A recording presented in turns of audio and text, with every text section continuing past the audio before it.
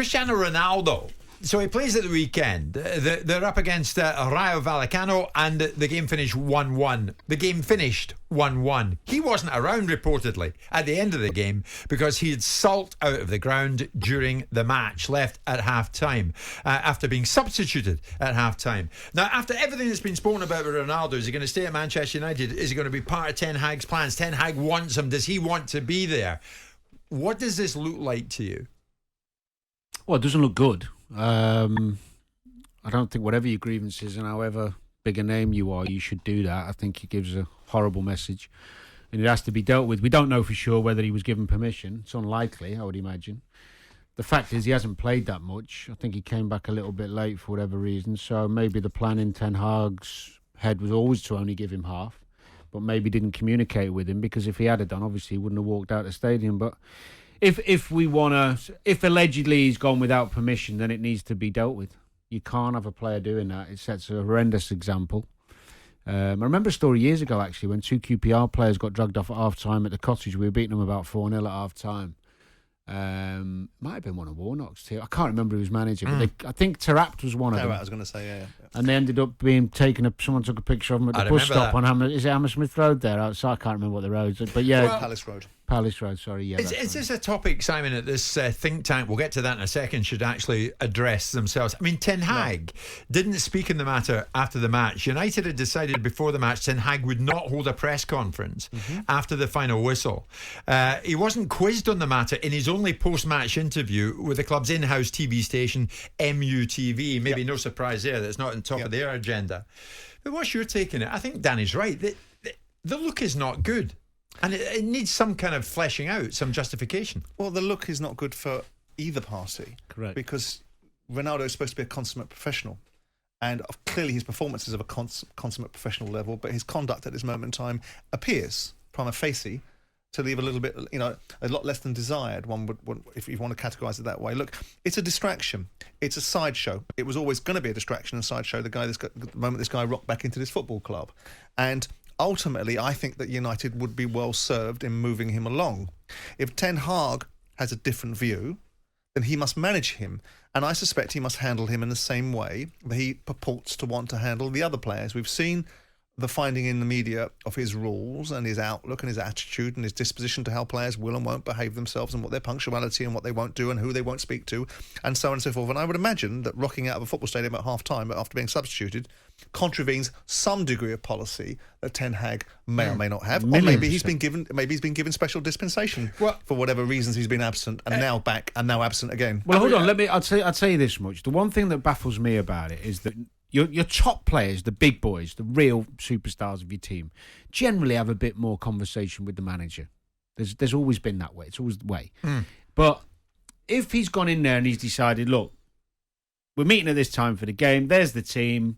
I'll make the subs as and when. I won't communicate with I'll communicate with the same with all of you. You don't know how long you're going to play and when you're going to play. The top boys would usually someone like Ronaldo would have a chat with the manager and say, look, you haven't been trained. I'll give you 45. Do you want to play first or second half, for example? And that's fine. But you don't get to rock out of the stadium. And people are saying here there's been special dispensation given to him.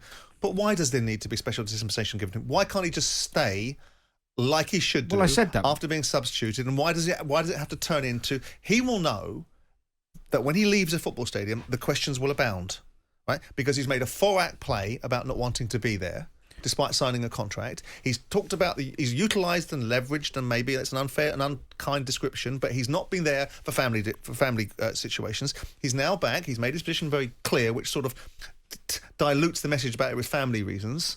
And now we're sitting here discussing the fact that he had to leave at half-time. What was suppressing? What was suppressing? No, he didn't have to, and I think it would be amazing to hear that he was given permission. My point is that if you are the manager of Ronaldo, I don't think it's rocket science to think that if I start him and bring him off half-time without having a conversation, he's the only one to come off half-time, you might have an adverse reaction. So how about nipping it in the bud? How about do as you're told? Because it's Ronaldo. And we have seen time and time again, even when he was scoring goals. And there is your answer. And that is your answer. So the player is bigger than the club. There you go. Then that's fine. Then No, he'll get up. They'll all get up. It'll be anarchy because Ronaldo's Ronaldo. He's 37 years of age. He's at a stage in his career where he should be managed in a certain way and respected for his achievements. But come on now, we saw him in the dugout last year, kicking off because he didn't like this and didn't like that. We see him smacking a kid's hand, knocking a phone out of his hand because he didn't like something else. So maybe Ten Hag did it deliberately. What, to out him and to put him in a situation where the backlashes of his... To show this is the problem we're going to have, and actually I'm happy for him. You don't know. We don't know. But he hasn't. But he's been saying... He's been more than towing the line. So the reality is what I said and where I was going with the point. The reality is he didn't deal with it like a manager should. The top managers I've played would know their best player. They'd have a conversation with your top boys. You would be saying to someone like Ronaldo, how long do you need? How long? Yeah, but why doesn't Ronaldo... I'm with Simon. Irrespective of what he'd been told, stay for the second half. Why doesn't Simon not have an opinion when he comes on the show, Jim? It's who he is. So he is already who he is. You can't change him. You can't change Simon. You can't change me. You can't change Ronaldo's behaviour. He's always been that way. He was scoring loads of goals last season. If you bring him off, he'll moan whether he scored 2 or 3 or none or 1 or 10. But you don't have to indulge it, do you? And you don't. He's missed a trick. Opinions can be shut down and contradicted and compromised and conflicted. And if you're on a radio show, then you're expected to have opinions. If you're sitting there as a football player, you're expected to retain your position with the team. They're different animals, and you're comparing different things to different things. But the bottom line is that Ronaldo has been indulged. This is the cart in front of the horse.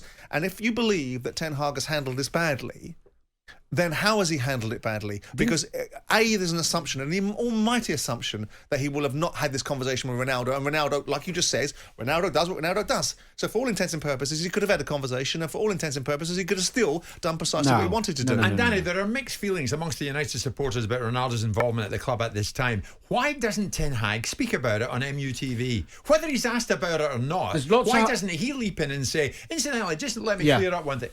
There's lots of hypotheticals going on. Simon made the point earlier about Ten Hag repeatedly saying he wants Ronaldo to stay. If that's correct, and if he is just speaking the truth, which is fair enough. Well, he's been quoted as saying yes, so he wants to work with him. The last thing you're going to do is get his back up against you before the season even starts. So my suggestion is not necessarily you have to indulge him. But if you want him on board... You have to communicate with your best players. The Man United and their wonderful think tank should think more coherently and clearly about the messaging they're imparting, because they're allowing a non-story. If we believe that Ten Hag wants Ronaldo, and we believe that he's a reasonable manager that understands the lay of the land, or he shouldn't be managing an elite football club in United, albeit they're not an elite football club right now, and he would have spoken to Ronaldo, why wouldn't Man Utd just say, and Ronaldo left at half-time, I'm assuming because you gave him permission to do so. Precisely. And why wouldn't that be the story? Because he didn't. Okay. I mean, because he didn't. We don't. How do you know he didn't in the squad? Because of what you just said, that would seem ludicrous to not nip it in the bud. Well, I gave him permission. But I'm asking the question. So we're basically saying now we're moving into the territory that Ten Hag is a buffoon, right, and doesn't know how to manage his players. Doesn't know what he's got in his hand. And he's prepared to advocate for a player that does precisely what he bleeding well wants. And to replicate all the mistakes that United have made for the last 5 years. He's not anticipated a situation blowing up in his face and causing him more problems. Then he's an idiot, then, isn't he? Because everybody knows Ronaldo. You and I know Ronaldo. You and I know. But is that not what I said at the beginning of the conversation? I can't understand why he hasn't. So you're advocating for the fact that Ten Hag is an idiot.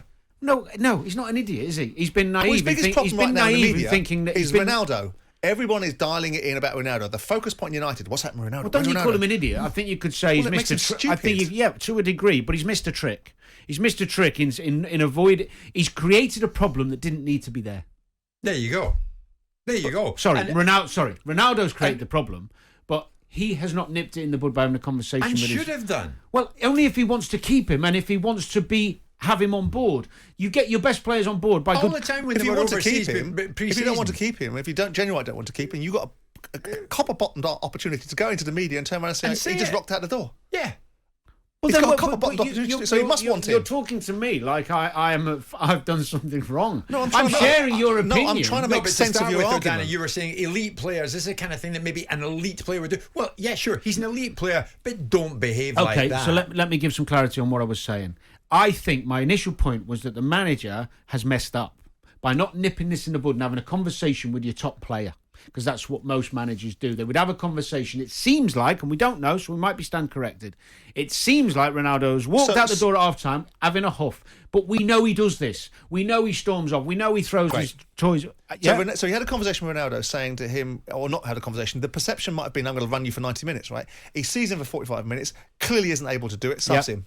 So what should he do then? Sit down and give him a written explanation of how we should have done it for him in the first place. Maybe he didn't tell him he's going to play 45 minutes. Maybe he just did what a manager has the right to do, which is substitute a bleeding player. And maybe the player isn't entitled to an explanation which doesn't involve him storming off if that's what we believe he's done. But don't you reap what you sow? Or maybe none of the above applied, and maybe Ronaldo was allowed to go because they're talking about other people. I'm obviously in a Twitterati world, but we're talking about other people. If that is the case, they should say it. Why not? Why wouldn't you? They should say it. Well, if by not saying the obvious, saying, I gave him permission to go, it's done. If you don't speak about it and let people hypothesise like us in here, we're creating a problem that you then have to answer somewhere down the line. Jim White and Simon Jordan. Monday to Friday mornings from 10 on AM, on DAB, via the talkSPORT app and on your smart speaker. talkSPORT.